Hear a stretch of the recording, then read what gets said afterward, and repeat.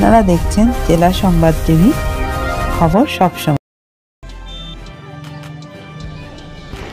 জাতীয় সড়কের ধারে বাড়িতে হুড়মুড়িয়ে ঢুকে পড়ল বালি ভর্তি ট্রাক। মালদার মুর্শিদাহাট দিক থেকে আসছিল বালি ভর্তি ট্রাকটি ঘুমের ঘোরে নিয়ন্ত্রণ হারিয়ে রাস্তার ধারে বাজারু ইসলামের বাড়িতে ঢুকে পড়ে ট্রাকটি। এই ট্রাকটি ঢুকে পড়াতে বাড়িটি সম্পূর্ণ এবং একটি গোয়ালঘর ভেঙে যায়। যদিও কারোর হতাহত হয়নি, ট্রাক ড্রাইভার পালিয়ে যায়। জেলা সংবাদ টিভি, মালদা থেকে ব্যুরো খবর।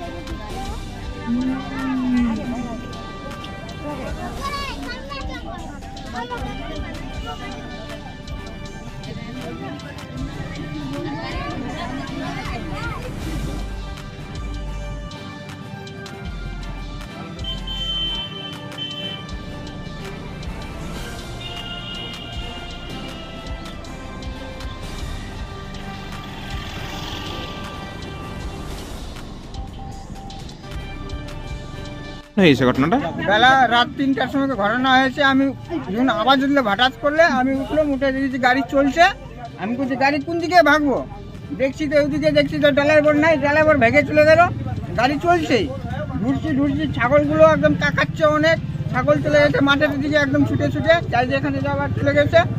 গাড়ি চলছে, গাড়ি বন্ধ করলাম। গাড়ি বন্ধ করার পরে তারপরে এখানে আমাদের নাম্বার প্রধান ছিল, ওকে ফোন লাগালাম যে এমন গাড়িটা আমাদের গাড়ি ঢুকে গেছে পাকা ঘরে একেবারে।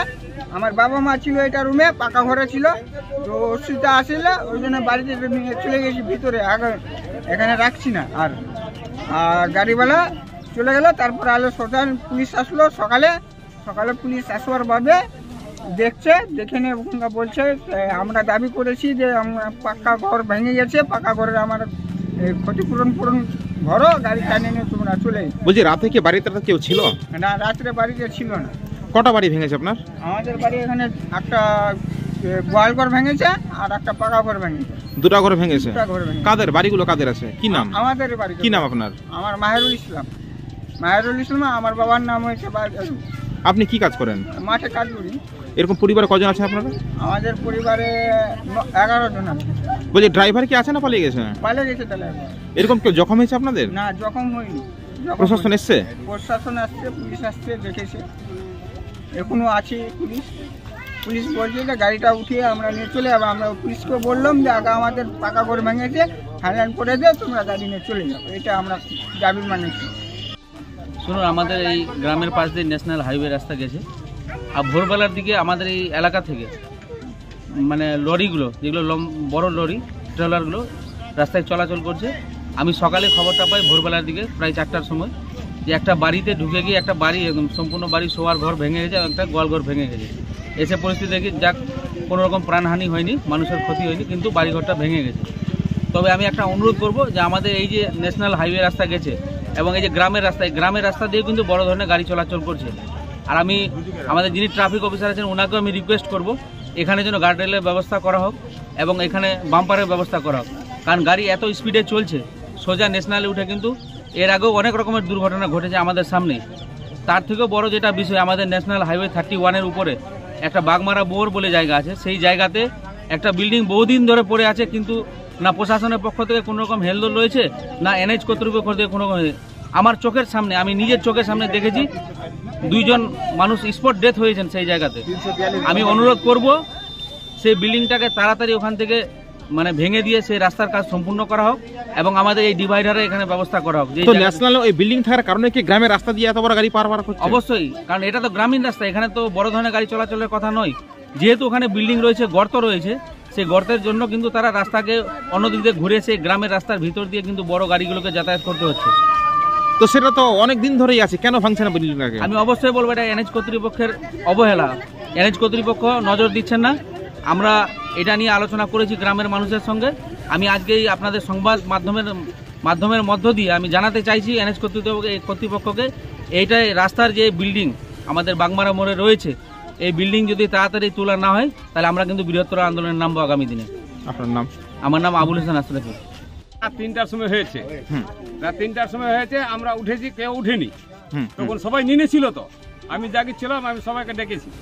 গাড়িটা এত চোটে এসেছে যে এইদিকে ঢুকে গেছে। কার বাড়িতে ঢুকেছে গাড়িটা? এটা আমার কাকার বাড়িতে ঢুকেছে। তো বাড়িটাতে কি কেউ থাকতো? বাড়িটাতে বাজারও নাম আছে, হ্যাঁ, থাকছিল এখানেই। এখন নতুন বাড়ি দিয়েছে, এটার জন্য ওইটা বাড়িতে চলে গেছে। এটা কাঁচা না পাকা বাড়ি ছিল? পাকা বাড়িই ছিল। কটা বাড়ি ভেঙেছে? একটা। বলছে বাড়িতে 3টা বাড়ি, কোনো একটা 2টা, ওই যে একটা ওইদিকে ই করেছিল। যখন এই ঘটনাটা ঘটে তখন কি এই বাড়ির মধ্যে কেউ ছিল? বর্তমানে না, বাড়ির মধ্যে কেউ ছিল না। এরকম কেউ তাহলে হঠাৎ বেঁচেছে? কেউ জখম হয়নি তাহলে? না, যখন কেউ হয়নি।